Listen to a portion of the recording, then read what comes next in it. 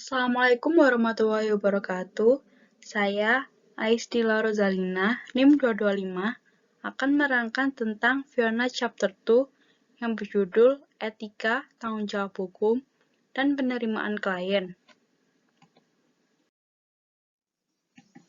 Audit Proses in Focus. Tujuan bab ini adalah untuk memberikan gambaran umum tentang lingkungan audit saat ini. Dimulai dari mempertimbangkan prinsip-prinsip dasar etika profesional dan secara khususnya membahas tentang prinsip-prinsip integritas, objektivitas, kerahasiaan, kompetensi profesional dan kehati-hatian, dan perilaku profesional. Hal tersebut penting diperhatikan karena dapat membantu menyelesaikan proses audit berjalan dengan sukses. Salah satunya hubungan kerjasama dengan pemegang saham klien, dewan direksi, komite audit, dan auditor internal. Sebelumnya, dalam bab ini, ada beberapa subbab. Yang pertama, prinsip dasar etika profesi. Yang kedua, menjelaskan dan menilai independensi auditor. Yang ketiga, hubungan auditor dengan orang lain. Yang keempat, tanggung jawab hukum. Dan yang kelima, keputusan penerimaan dan kelanjutan klien. Yang pertama kita bahas yaitu prinsip dasar etika profesi. Menurut APES, Code of Ethics for Professional Accountant issued by the Accounting Professional and Ethical Standard Board atau biasa disebut APESB, merupakan tanggung jawab setiap anggota profesi akuntansi untuk beretika profesional dalam pekerjaannya, seperti pada klien, penyedia kredit, pemerintah, pengusaha, karyawan, investor, komunitas bisnis, komunitas keuangan, dan lain-lain.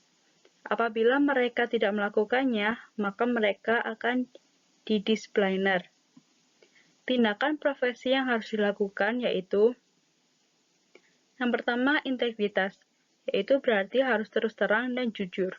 Yang kedua, objektivitas, yang berarti tidak membiarkan perasaan atau prasangka pribadi memengaruhi penilaian profesional. Yang ketiga, kompetensi profesional dan kehati-hatian, yang berarti harus menjaga pengetahuan dan keterampilan pada tingkat yang sesuai.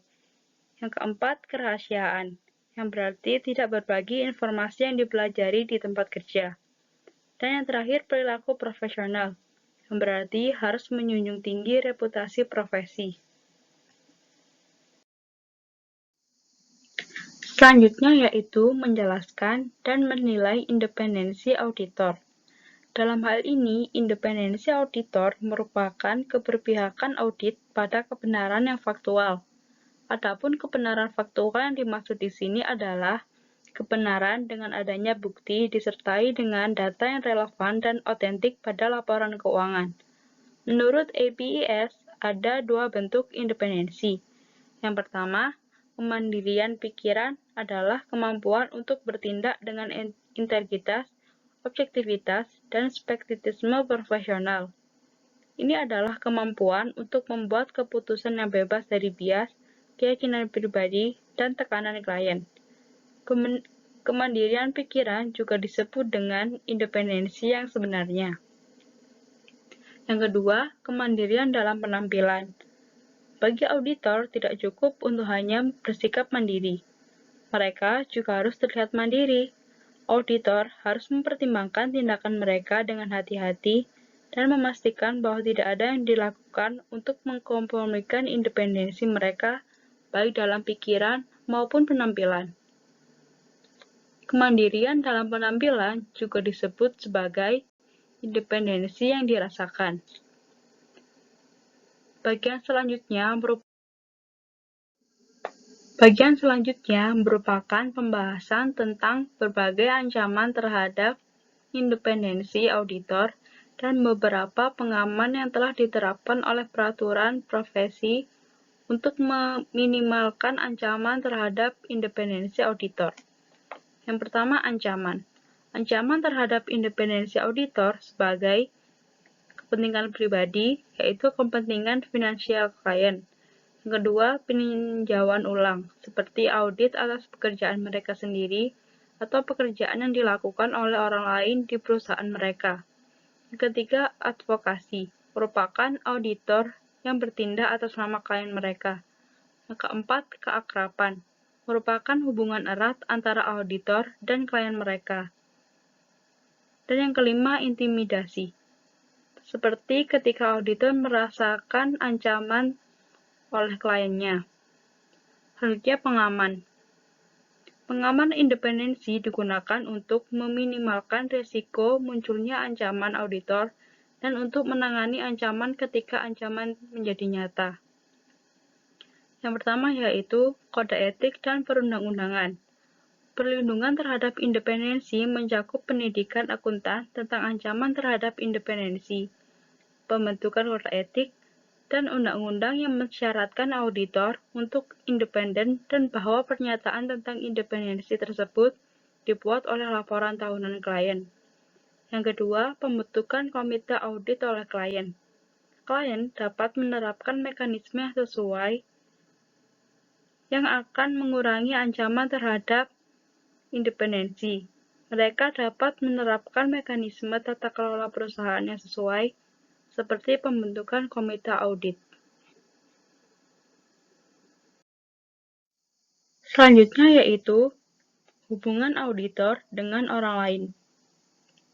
Auditor eksternal memiliki tanggung jawab untuk memberikan opini atas kebenaran dan kewajaran atau penyajian wajar dari laporan keuangan yang disiapkan oleh kliennya.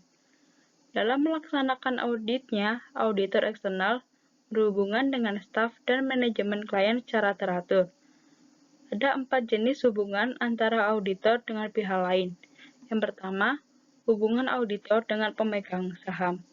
Auditor melaporkan kepada pemegang saham klien mereka. Ini adalah pemilik yang mengandalkan laporan keuangan yang diaudit saat mengevaluasi kinerja perusahaan mereka. Yang kedua, hubungan auditor dengan dewan direksi. Dewan direksi mewakili pemegang saham dan mengawasi aktivitas perusahaan dan manajemennya. Merupakan tanggung jawab direksi untuk memastikan bahwa laporan keuangan yang diaudit disusun dengan baik sehingga memberikan pandangan yang benar dan adil. Yang ketiga, hubungan auditor dengan komite audit.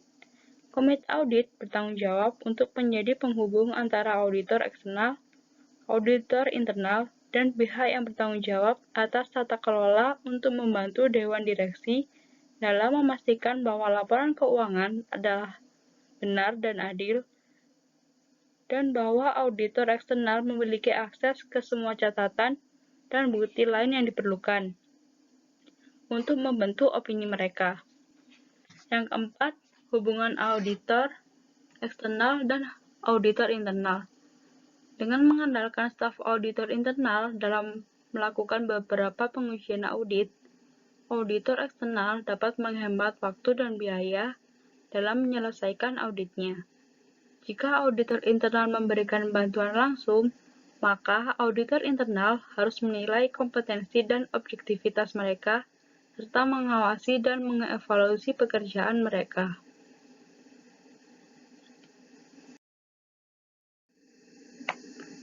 Selanjutnya, tanggung jawab hukum.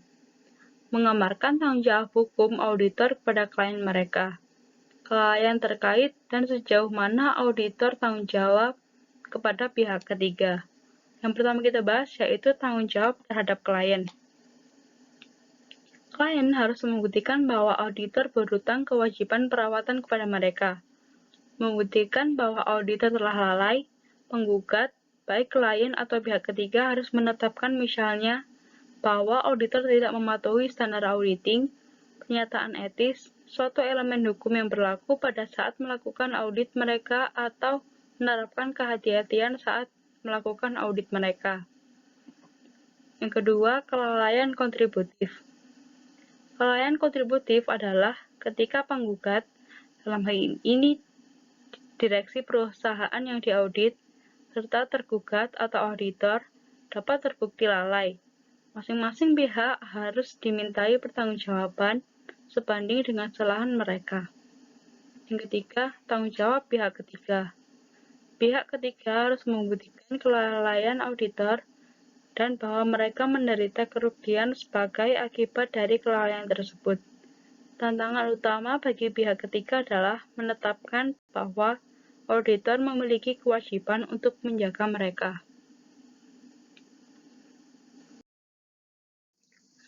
Untuk menghindari itu semua, ada beberapa cara auditor yang dapat dilakukan untuk menghindari litigasi tersebut, seperti mempekerjakan staf yang kompeten, melatih skill staf secara teratur, memprioritaskan pendidikan etika, patuh terhadap peraturan audit, melaksanakan prosedur yang benar, staf yang sesuai dengan klien, dan cepat menangani suatu masalah. Pembahasan yang terakhir yaitu keputusan penerimaan dan kelanjutan klien. Faktor yang perlu dipertimbangkan termasuk integritas klien, seperti reputasinya dan sikapnya terhadap resiko, kebijakan akuntansi, dan pengendalian internal. Auditor akan mendapatkan pemahaman tentang klien melalui komunikasi dengan auditor klien sebelumnya. Dalam kasus keputusan penerimaan klien, staf, manajemen, dan pihak terkait lainnya. Tahap terakhir dalam proses penerimaan atau keputusan keberlanjutan klien melibatkan persiapan surat perikatan yang menetapkan ketentuan perikatan audit untuk menghindari kesalahpahaman antara auditor dan klien mereka. Sekian dari saya. Wassalamualaikum warahmatullahi wabarakatuh.